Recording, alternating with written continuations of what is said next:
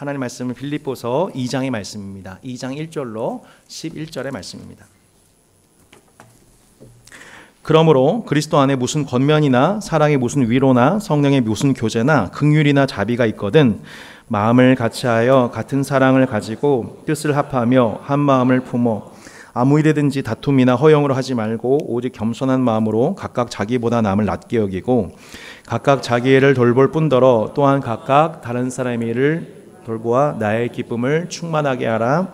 너희 안에 이 마음을 품으라. 곧 그리스도 예수의 마음이니 그는 근본 하나님의 본체시나 하나님과 동등됨을 취할 것으로 여기지 아니하시고 오히려 자기를 비워 종의 형체를 가지사 사람들과 같이 되셨고 사람의 모양으로 나타나사 자기를 낮추시고 복종하셨으니 곧 십자가에 죽으심이라. 이러므로 하나님이 그를 지극히 높여 모든 이름 위에 뛰어난 이름을 주사 하늘에 있는 자들과 땅에 있는 자들과 땅 아래에 있는 자들로 모든 무릎을 예수 이름에 꿇게 하시고 함께 읽겠습니다. 모든 입으로 예수 그리스도를 주라 시인하여 하나님 아버지께 영광을. 아멘. 사도 바울이 인생의 말년에 복음을 전하다가 로마 감옥에 갇히게 되었을 때에 감옥에서 쓴 편지 옥중 서신 중 한 권이 바로 빌립보서이지요. 언제 이 빌립보 교회가 처음 개척되었는가? 사도행전 16장을 보면 사도 바울이 2차 전도 여행을 출발할 때에 아시아로 행하고자 했으나 성령께서 그 행로를 막으셨습니다. 그리고 바울에게 마게도냐인의 환상이 보여지게 되었지요. 건너와서 우리를 도와달라라고 하는 마게도냐인의 환상을 보고 바울이 들어가게 된, 건너가 처음 복음을 전하게 된 유럽의 관문 도시가 바로 빌립보였습니다. 그 빌립보에 가자마자 안식일에 기도할 처소를 찾다가 처음 그 첫 번째 마게도냐인을 만나게 되는데 그 사람이 누구냐면 자주장사 루디아였습니다. 하나님께서 그 마음을 열어주셨고 바울의 말씀을 듣게 하셨고 마침내 루디아와 그 온 집안이 예수님을 믿게 되었지요. 이후 귀신 들린 여종이 자유케 되어 바울을 따르게 되었습니다. 또한 바울이 들어가게 된 그 감옥에서 감옥 간수와 온 집안이 예수 그리스도를 믿고 세례를 받게 돼요. 이 세 가정, 최초의 회심자들 중심으로 하여서 세워지게 된 가정교회가 바로 빌립보 교회였던 것이죠. 이 교회는 사도 바울에게 매우 큰 기쁨과 힘이 되었던 교회입니다. 왜냐하면 바울이 개척하고 빌립보 교회를 떠난 후에도 지속적으로 사도 바울을 위해서 기도하고 후원 협력했던 교회였기 때문이었죠. 하지만 사도 바울에게 그런 기쁨의 소식과 함께 또 하나 아픈 소식들이 들려왔습니다. 그것은 빌립보 교회 안에 있는 크게 세 가지 문제였습니다. 첫 번째, 이 빌립보 교회 안에 사도 바울이 없는 동안에 은밀하게 거짓 교사들이 들어왔습니다. 이 거짓 교사들이 들어왔는데 이들은 대부분 다 유대교 교사들이었습니다. 유대교의 율법주의와 할례주의, 전통주의적 가르침을 통해 사도 바울이 가르쳤던 복음 중심의 가르침에서 이탈된 예전에 유대교로 복귀하고자 하는 거짓된 율법주의 교사들이 있었기 때문에 교회에 혼란이 있었습니다. 두 번째는 사도 바울을 시기하는 사람들의 활동이었습니다. 이들은 사도 바울에 대한 시기와 분쟁의 목적으로 복음을 전하는 자들로서 바울의 마음을 아프게 했지만 바울은 어찌됐건 전파되는 것이 그리스도니 상관하지 않겠다고 고백을 하게 되었죠. 마지막으로 이 빌립보 교회 안에 세 번째 궁극적인 가장 핵심적인 어려움은 뭐였냐면은 지도자들 간의 균열이었습니다. 빌립보서 4장 2절 말씀에 보면 그 양상이 분명하게 기록되어 있는데 유일하게 빌립보서에서 빌립보 교인의 성도들의 이름이 명시화되어 있는 두 여인의 이름이 나와 있습니다. 내가 유오디아를 권하고 또 누구 나와 있습니까? 순두개. 순두부에 개 넣은 게 아니고 제가 요즘에 이렇게 주부 생활을 하다 보니까 자꾸 요즘에 그 PPT 쓸 때 순두부 이렇게 쓰게 해야 됩니다. 네, 순두개입니다. 순두개를 권하노니 주 안에서 같은 마음을 품으라 이렇게 나와 있죠. 네, 그러니까 실명 거론되는 유일한 두 인물에게 대놓고 바울이 너희 두 사람 같은 마음 품어야 돼라고 얘기하고 있습니다. 그때 주어진 편지인 거예요. 여러분 같은 마음이란 무엇일까요? 1장 27절에 보면 이런 말씀 나옵니다. 오직 너희는 그리스도의 복음에 합당하게 생활하라. 이는 내가 너에게 가보나 떠나 있으나 너희가 한 마음으로 서서 한 뜻으로 복음의 신앙을 위하여 협력하는 것과 이렇게 나와 있죠. 그러니까 같은 마음 한 마음, 계속해서 이런 표현이 계속 1장과 2장에 반복되고 있습니다. 빌립보서 2장 1, 2절에 보면 오늘 본문인데 이 본문에서도 사도 바울은 이렇게 권면하고 있습니다. 그러므로 그리스도 안에 무슨 권면이나 사랑의 무슨 위로나 성령의 무슨 교제나 긍휼이나 자비가 있거든 마음을 같이하여 같은 사랑을 가지고 뜻을 합하며 한 마음을 품으라. 한 마음을 품으라. 자, 하나하나 볼까요? 권면이란 무엇입니까? 형제에 대한 때에 적절한 격려입니다. 이걸 격려라고 그래요. 때에 적절한 위로, 격려를 권면이라고 합니다. 위로란 형제의 슬픔을 보듬어주는 태도입니다. 긍휼이란 타인의 감정을 공감하고 배려하는 마음이죠. 자비란 형제의 고통을 경감시켜주는 자비로운 사랑입니다.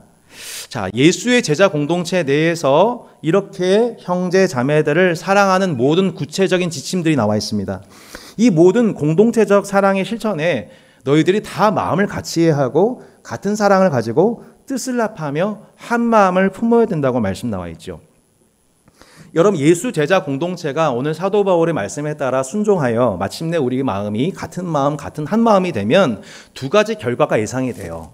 그건 뭐냐면 다툼이나 허영이 아닌, 자 볼까요? 우리 3절에 보면 아무 일에든지 다툼이나 허영으로 하지 말고 오직 겸손한 마음으로 각각 자기보다 남을 낫게 여기고 각각 자기를 돌볼 뿐더러 또한 각각 다른 사람을 돌보아 나의 기쁨을 충만하게 하라. 네, 한 마음이 되면 어떤 열매가 나타나게 되냐면 다툼이나 허영으로 교회 생활하지 않고 자기보다 남을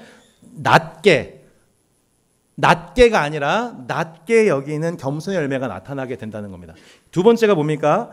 자기 본업에 충실하고 자기 삶의 일에 성실하면서도 자신에게 남겨져 있는 자신의 여력을 형제 자매들의 필요를 채우는 것으로 자신의 삶을 해석한다는 거예요. 이게 뭐예요? 공동체가 한 마음 한 뜻이 되었을 때 나타나게 되는 교회의 은혜로운 현상들이에요. 하지만 안타깝게도 유오디아와 순도교를 비롯해서 교회 리더십 간에 자기보다 남을 낮게 여기는 것이 아니라 낮게 여기는 모습들이 나타났습니다. 자기 일에는 충실하지만 형제와 가난한 자를 돌보는 일에는 매우 인색한 마음이 나타났던 거죠. 그 이유는 딱 하나예요. 그들이 한 마음 되지 않았기 때문입니다. 같은 마음이 아니었기 때문이에요. 그러니까 교회 안에 지금 우리가 같이 모여 있다고 해서 같은 마음이 그냥 간절히 모여 있다고 해서 같은 마음이 되는 건 아닙니다. 다른 마음으로 이 자리에 모여서 따스한 교회 이름으로 우리가 지금 다른 상태 속에서 있을 수가 있는 거죠. 우리 안에도 다툼이나 허영으로 교회 생활할 수 있다는 거죠. 다툼이 뭡니까? 공동체 내에서 나 자신의 입지를 강화하기 위해서 취하는 호전적인 태도가 다툼이에요. 이해가 되시죠? 그런 사람이 다툽니다. 두 번째는 허영입니다. 빈 영광, 헛된 영광입니다. 그러니까 허영이라는 게 뭐냐면 이런 거죠. 나 이런 사람이야. 내 가문이 이 정도고 내가 이 정도 배운 사람이고 내가 이 정도 실력 있는 사람이야. 이런 거를 남에게 자랑하고 인정을 얻어서 내가 당신보다 낫다는 것을 과시하고자 하는 욕망. 이거를 뭐라고 하냐? 허영이라고 합니다. 허영. 그러니까 다툼이나 허영이나 둘 다 내 자신을 사랑한다는 점에서 교만이라고 하는 한 뿌리 안에서 나온 두 가지 열매가 다툼과 허영인 거예요. 그러니까 교회 내에서 어떤 다툼의 현상이나 허영의 모습이 나타난다고 하는 것은 모든 문제의 근원은 그 안에 있는 뿌리, 교만인 겁니다. 바울은 오늘 그 교만의 문제를 다루고 있습니다. 겉으로 보여지는 다툼과 허영의 모습들을 진단하는 게 아니라 그 깊은 곳에 근본적인 뿌리에 해당되어지는 교만의 문제에 대한 유일한 처방. 인간의 모든 삶은 다툼 아니면 허영입니다. 교회도 결국 한마음 되지 않은 공동체는 다툼과 허영이에요. 그 뿌리가 되는 교만을 근본적으로 뿌리 뽑을 수 있는 유일한 복을 받은 공동체가 교회입니다. 왜요? 5절 말씀 때문이죠. 자, 5절 말씀 같이 한번 읽어보겠습니다. 너희 안에 이 마음을 품으라 곧 그리스도 예수의 마음이니. 자, 우리가 너무 잘 알고 있는 말씀입니다. 너희 안에 이 마음 품으라. 그러니까 너희 안이라고 하니까 우리는 in my mind, 내 내면을 얘기한다고 생각하는데 그렇지가 않습니다. 여기서 너희는 뭐냐면 너희 관계입니다. 너희 관계 안에서 이 마음을 품어야 된다라고 나와 있습니다. 여기서 이 마음을 품다, 마음 품다, 이 단어가 빌립보서 되게 중요한 단어예요. 사도 바울이 이 프로네인이라고 하는 단어를 계속 반복하거든요. 이 프로네인이라는 단어는 뭐냐면 한마디로 그 영어로 보면은 attitude라고 나와 있어요. 태도. 그리스도 예수의 태도, 그리스도 예수의 자세를 얘기해요. 그러니까 격려, 위로, 교제, 긍휼, 자비 그 모든 지체들 간의 공동체적인 활동을 하는 가운데에서 너희 안에 뭐 하라는 거냐면 그리스도 예수의 태도, 그리스도 예수의 자세로 서로를 대하라라고 하셨어요. 여러분 빌립보 교회 성도들의 구성을 보면요, 사회적 배경이 다 달라요. 독특하게도 여성의 지도력이 되게 강한 교회예요. 개개인의 개성이 드러나기 시작하고 기질적인 다양성이 막 충돌하기 시작한 게 정상적이거든요. 여러분 그 정상이라는 것을 어디서 여러분 알 수 있어요? 바로 옆에 계신 배우자와의 관계 속에서 알 수 있죠. 우리는 한평생 살아도 달라요. 서로의 다름 때문에 힘들어하고 아무리 고치려 해도 고쳐지지 않고 나도 고쳐지지가 않죠. 저마다의 그 다른 관계 속에서 교회가 정말 하나 될 수가 있을까? 교회 협력과 연합을 지켜갈 수 있을까? 우리는 퀘스천 마크가 될 때가 한두 번이 아니에요. 근데 사도 바울은 계속해서 세워진 교회마다, 이것은 빌립보 교회를 향해서만 얘기한 것이 아니라 여러 다른 교회들 향해서도 계속 프로네인을 강조합니다. 좀 더 정확하게 얘기하면 토 아우토 프로네인. 이 표현은 빌립보 교회만이 아니라 로마 교회, 고린도 교회, 여러분 지역, 이 모든 우리가 있는 불완전한 모든 지역교회, 어떤 교회를 가도 이 프로네인의 자세가 없으면 그 안에는 연합과 일치가 있을 수 없다는 거예요. 그 프로네인에 해당되는 로마서 말씀이 이런 말씀이에요. 서로 마음을 같이 하며 높은 데 마음을 두지 말고 도리어 낮은 데 처하며 스스로 지혜인 체 하지 말라. 이게 프로네인이에요. 서로 마음을 같이 해라. 그리스도의 자세로 서로를 대할 때 마음을 높은 데 두지 말고 낮은 데 처하고 스스로 지혜인 체 하지 말라는 거예요. 동역자 앞에서. 기뻐하고 온전하게 되며 위로를 받으며 마음을 같이 하고 평안을 누리라는 거예요. 마음을 같이 하라. 프로네인이에요. 그러니까 일치되지 않는 우리 각양의 각색이 있는 생각들이 어디에서 한데 모아질 수 있는 거냐면 그것은 그리스도 예수의 태도, 그리스도 예수의 자세입니다. 그리스도 예수라면 지금 내 옆에 있는 형제에게 어떤 자세를 가지고 어떤 태도를 가지고 대하셨을까? 우리는 다 생각이 다르기 때문에 각양각색의 기질이 부딪히게 되면 서로 다툼과 허영으로 할 수밖에 없는 거예요. 그런데 유일하게 우리가 주의 몸된 교회로 부르심 받은 지체들이 서로 긍휼을 베풀든 위로를 하든 격려를 하든 무자비를 베풀든 그 선교를 하든 그 모든 것 가운데에서 우리가 갖춰야 될 태도가 뭐냐면 그리스도 예수의 자세입니다. 그게 지체의 다양성 속에서도 교회가 협력하고 일치될 수 있는 길이라는 거예요. 그러면 그리스도 예수의 태도, 그리스도 예수의 자세라는 게 뭐예요? 그거를 사도 바울이 빌립보서 2장 6절로 8절에서 말씀한 거예요. 그는 근본 하나님의 본체시나 하나님과 동등됨을 취할 것으로 여기지 아니하시고 오히려 자기를 비워 종의 형체를 가지사 사람들과 같이 되셨고 사람의 모양으로 나타나사 자기를 낮추시고 죽기까지 복종하셨으니 그 십자가의 죽으심이라. 저희가 지난 금요 주기도회 때 4주 동안 이사야가 예언한 종의 노래를 배웠습니다. 그 종의 노래의 신약 버전이 오늘 본문의 에베소 2장 6절로 8절 그리스도 찬가예요. 여호와의 종이신 예수 그리스도를 사도 바울이 이렇게 찬미하는 이유가 뭐예요? 그분은 하나님의 본체신데 하나님과 동등됨을 취할 것으로 여기지 않으셨대요.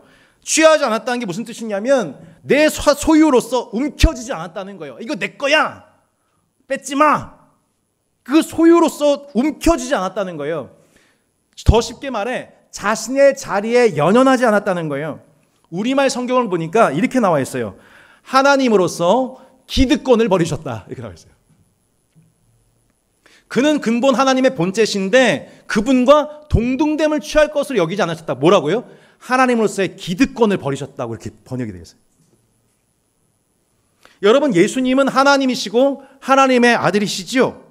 아버지가 지니신 하늘의 높은 영광과 권세와 지위와 명예를 스스로 지키시고 누리실 만한 분이시지요. 혹시 다른 주님 믿으세요? 예. 여기 지금 여러분, 예수님은 하나님의 아들로서 모든 영광을 받기 합당하신 분이시죠. 하나님의 나라를 상속받고 천사들의 모든 찬송을 받으실 만한 분이시죠. 예. 근데 그분이 하나님으로서의 모든 기득권을 다 버리셨다는 거예요. 여러분, 이 뜻이 잘 실감이 안 나실 수가 있어서 히브리서 11장 말씀을 함께 살펴보겠습니다. 자, 내 기득권을 버렸다는 게 무슨 뜻인가? 이 말씀이에요. 같이 한번 읽어보겠습니다.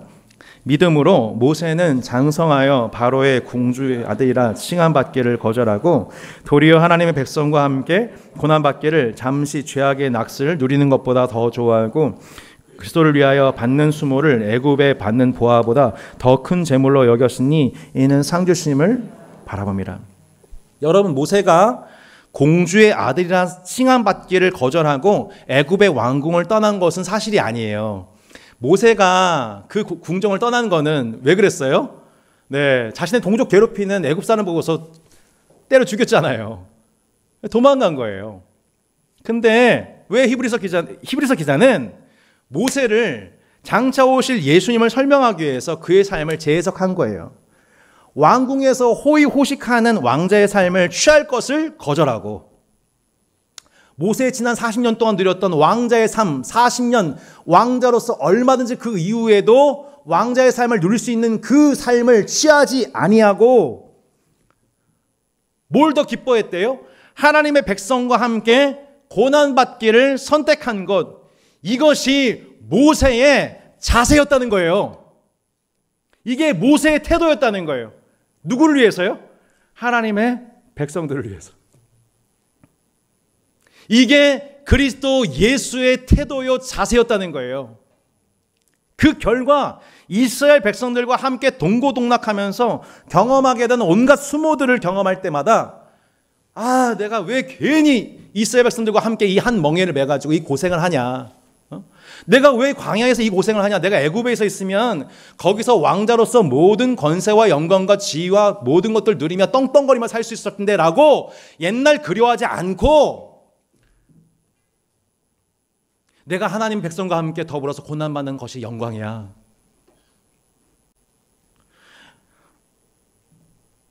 그 백성들과 함께 고난받는 것을 최고의 자산 가치로 여겼다는 거예요. 이것이 뭐예요? 근본 하나님의 본체시나 하나님과 동등됨을 취할 것으로 여기지 아니하신, 자신의 권리를 움켜잡고 하나님의 자녀로서의 권리를 움켜잡고 나 땅에 안 내려가. 내가 왜 저곳에 내려가야 돼? 내가 왜 저 참혹한 저 땅에 내려가서 하나님을 반역한 저 인간을 대신해서 고난받고 저들과 함께 해야 돼? 라고 하지 않으신 예수 그리스도의 프로네인, 이것이 예수 그리스도의 자세요 태도였습니다. 하나님으로서의 자기, 지위, 명예, 체면, 기든 거 이런 거 다 싹 다 필요 없었던 거예요. 왜요? 자기 백성들을 죄에서 구원하실 수만 있다면. 자신의 것에 연연하지 않으신 하나님의 아들의 그 결론이 뭡니까? 그것이 바로 성육신이었습니다. 성육신. 하나님이 인간이 되신 거예요. 자기를 비워 종의 형체를 가지신 거예요. 사람들과 같이 되고 사람의 모양으로 나타나서 자기를 낮추시고 죽기까지 복종하신 이 성육신인 거예요. 하나님이 인간이 되셨습니다. 왕자가 종이 되었습니다. 흠없는 자가 번제물이 짐승이 되었습니다. 한번 생각해 보세요. 당시 세상은요, 로마 황제 곧 인간이 신격화되는 세상이었어요. 노예는 인간 이하 취급받는 세상이었어요. 로마 군이 군사력으로 지역을 초토화시키면 그곳에 로마의 깃발이 꽂혀지고 로마 황제의 신상이 세워지고 정오가 되면 모든 사람들이, 도시 사람들이 다 한 곳에 삼삼 모여서 로마 황제 앞에 머리를 조아리고 고개를 숙이고 경배하며 로마 황제가 우리가 주이시다, 우리의 주이시다. 더 많은 권력을 얻기 위해서 투쟁하고 가장 강한 자가 폭력으로 모든 것을 독식하는 나라, 왕과 군사 영웅들이 신격화되는 나라, 이것이 로마의 질서, 세상의 영광이었던 거죠. 세상의 영광을 얻는 방식이었던 거죠. 그리고 그 로마의 영광을 섬겼던 도시가 바로 빌립보였던 거죠. 로마의 퇴역 군인들이 삼삼오오 모여서 로마의 영광을 찬양하고 로마의 신을 신격화하는 나라, 그게 바로 빌립보였던 겁니다.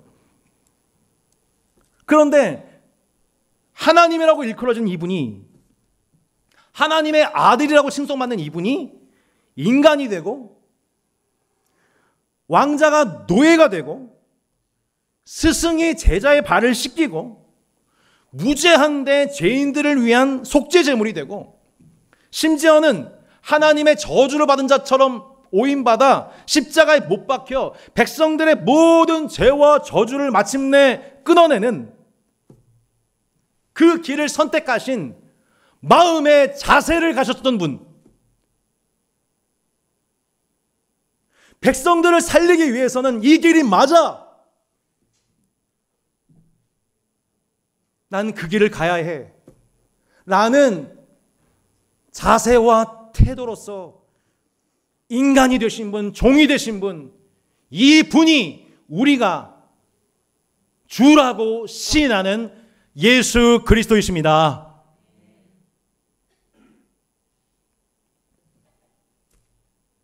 여러분, 이 예수 그리스도를 여러분 정말 믿으십니까?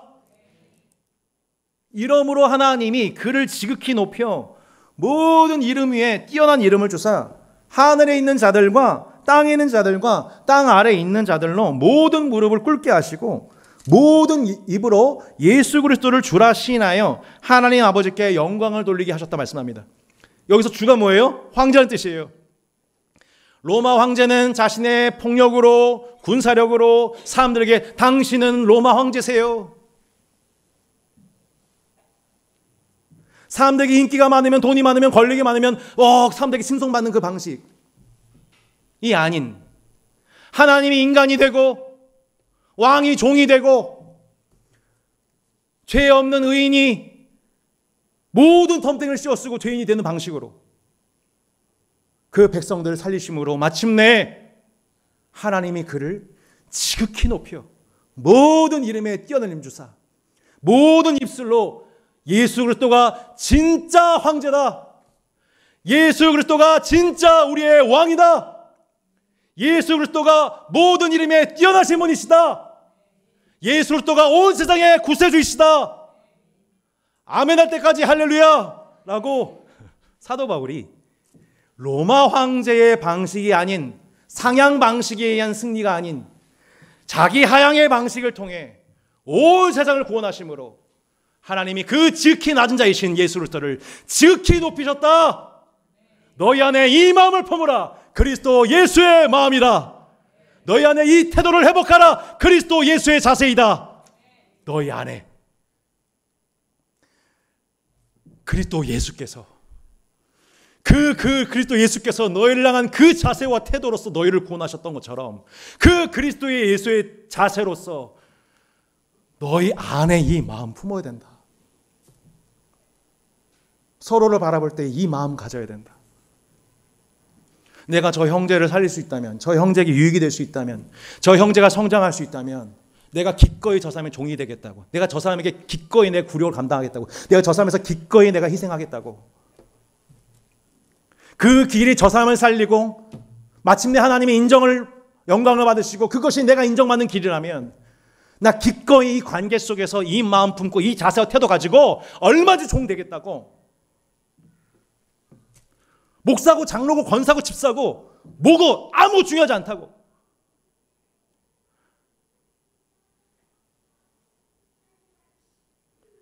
그 기득권을 버리는 방식.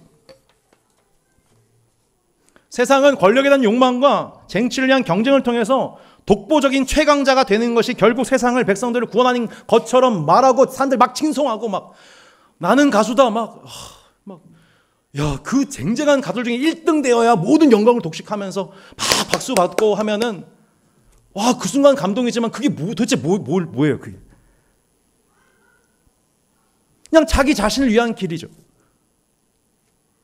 하나님으로서의 기득권을 버리신 예수님을 모습을 보세요. 인간을 구원하는 길이라면 나는 인간이 되는 건 아니라 아니는 노예가 될 것이고 노예가 아니라 짐승이 되신 거예요, 예수님이. 예? 어린 양, 속죄제물. 하나님이 짐승이 되신 거라고, 짐승이. 뭘 위해서라면요? 인간의 구원을 위해서라면. 백성들과 고난당하는 현장을 외면하지 아니하시고 이 땅에 뛰어드신 거죠.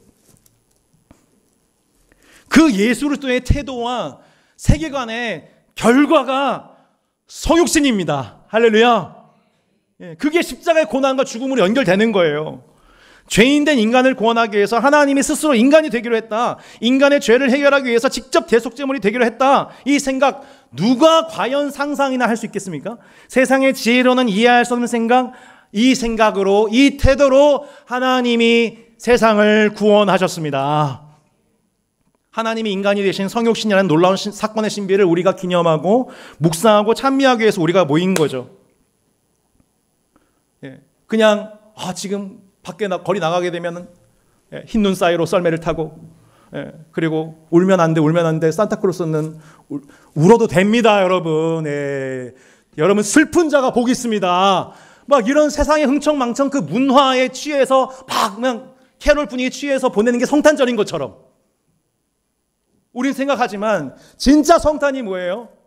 인간을 구원하기 위해서 기꺼이 성육신의 길을 선택한, 십자가를 선택한 예수 그리스도의 그 자세와 태도를, 그 성육신을 본받기 위해서 우리가 예수님을 주목하고 묵상하고 예배하고 영광을 돌리는 것입니다.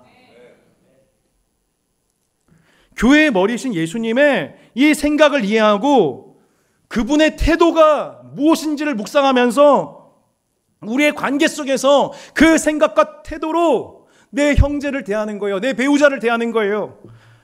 아이고 부끄럽네요. 쉽지가 않네요. 하나님이 우리에게 요구하신 것은 회개라가 아니에요. 회개라가.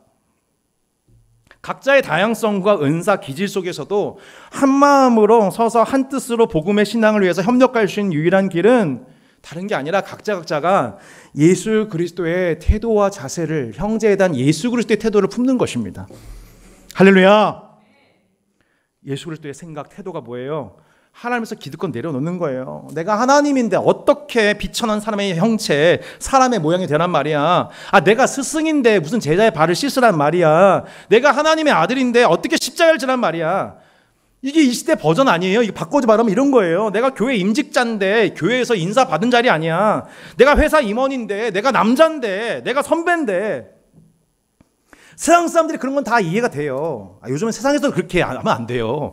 세상에서도 그렇게 하지 않아요. 근데 교회 다니는 임직자들이, 중직자들이 그리스도 예수를 주라 시인한다면서 전혀 그 삶 속에서는 그리스도 예수의 태도와 자세가 보이지가 않는 거죠. 성복종에 썼을 때에 주일학교 한 자녀가 와가지고 엄마한테 그랬대요. 엄마 저 사람 뭐 하는 사람이야? 엄마 저 사람 뭐 하는 사람이야? 알고 보니까 누구였어요? 교회 장로님들이에요. 추운 영하 20도 바람이 몰아붙이는 그때에 주차장에서 바들바들 떨면서 성도분들 주차 안내한 분들 다 성복종교 장로님들이었어요. 그래서 당시 주일학교 새 가족들이 장로님들은 주차 봉사한 사람인가 보다. 제가 늘상 말씀드리죠. 교회 임직자는 뭐 하는 사람이라고요? 서서 섬기는 사람이라고요. 인사받는 자리가 아니에요. 언젠가 따스한 교회에서 중직자를 세우게 될 때에 여러분 우리 안에서 충분한 시간을 통하여서 이런 부분들이 검증이 돼야 되는 거예요. 저 사람 섬긴 사람이다. 예수를 때 태도를 가지고 나를 대한 사람이다.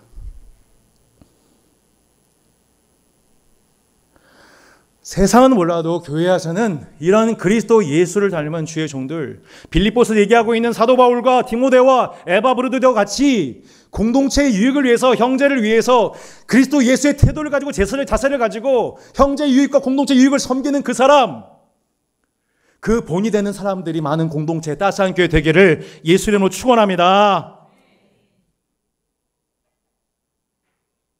사도 바울이 이렇게 얘기하는 거죠. 하나님이 인간이 됐다. 종이 되셨다. 교회의 부르심이 뭐냐? 세상을 향한 종이 되는 거다.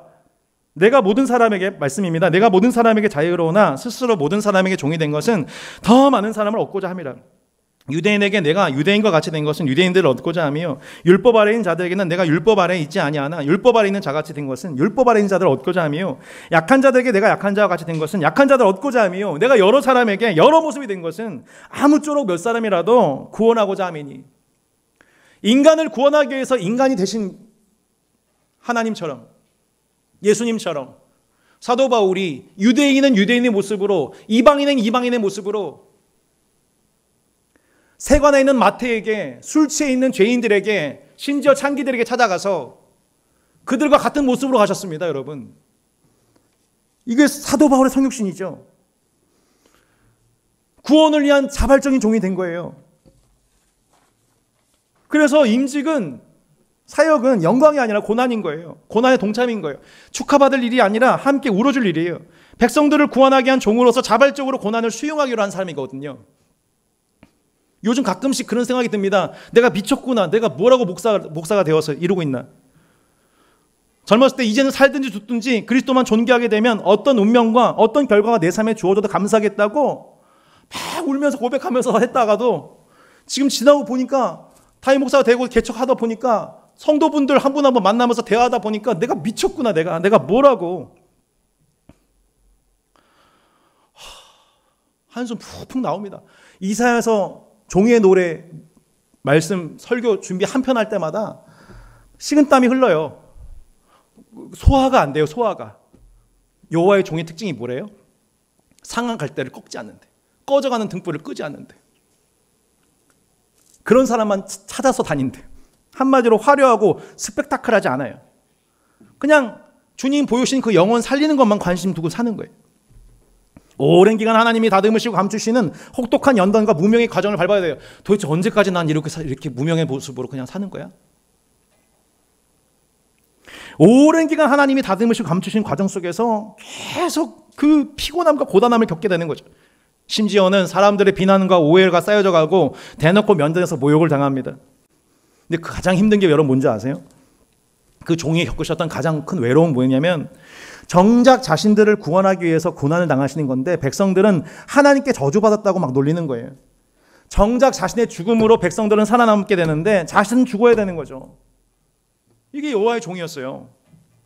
하나님의 지위를 취하지 않으시고 종이 되기로 하신 예수 그리스도의 노래, 그 선택에 대해서 후회하지 않고 아쉬워하지 않고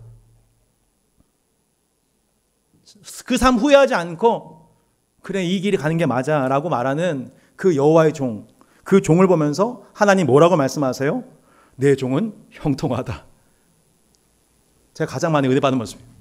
지금 사람들한테 막 무시당하고 억울한 일 당하고 있고, 막 점점 얼굴은 막 새해져 가고 있고, 그 사역 아무도 알아주지 않고 이 가치를 인정받지 못하고 있는데, 심지어는 막 하나님께 저주받은 자리에서 십자가에 못 박혀 죽어가는 그 길 가고 있는데, 하나님이 그 모습 보면서 야, 내 종은 형통하다. 내 종은 형통하다. 내 종은 지극히 높임을 받을 거야 라고 여호와께서 말씀하신다는 거죠. 그게 여러분이 우리가 믿고 있는 예수 그리스도께서 걸어가신 자세요, 태도였다는 거예요. 여러분 아멘이세요? 여러분 이 예수 사랑하세요? 이 예수 따르시겠어요, 여러분? 살든지 죽든지 그리스도가 여러분의 존귀케 되는 것이 여러분의 인생의 목적이 맞습니까? 너희 안에 이 마음 품어라. 너희 안에 이 태도를 품어야 된다. 그리스도 예수께서 너희를 대하신 그 태도로서 너희 관계 속에서 그리스도 예수가 형제를 대하듯 존귀 여기듯 너희도 그렇게 서로 대해야 된다. 사랑하는 여러분, 따스한 교회 안에서 얼마든지 우리 안에서도 다툼이 일어날 수 있고 허영으로 살아가는 모습, 우리 연약한 모습들이 드러날 수가 있어요. 흠칫흠칫 놀라게 되는 거죠. 여전히 그리스도 예수의 태도를 가지고 형제를 대하지 않고 있구나. 세상의 기준을 가지고 외모로 판단하고 있고, 저 사람 안 된다고 막 이렇게 비판하고 있고,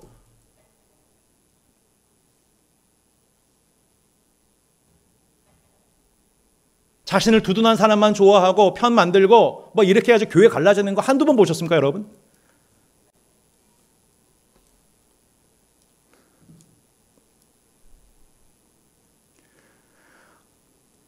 빌립보 교회든 로마 교회든 고린도 교회든 다 주님의 몸된 교회이고, 그 교회 안에서 성도들이 주님 오실 그날 때까지 평생 학습해야 되는 게 뭐냐면 예수 그리스도의 태도를, 예수 그리스도의 자세를, 저 사람을 위한 종이 되기로 하나님이 나를 위해서 나를 구원하시기 기꺼이 인간이 되시고 종이 되시고 심지어 짐승이 되셨던 것처럼 저 사람을 위해서 내가 기꺼이 종이 되기로, 기꺼이 피 흘리기로,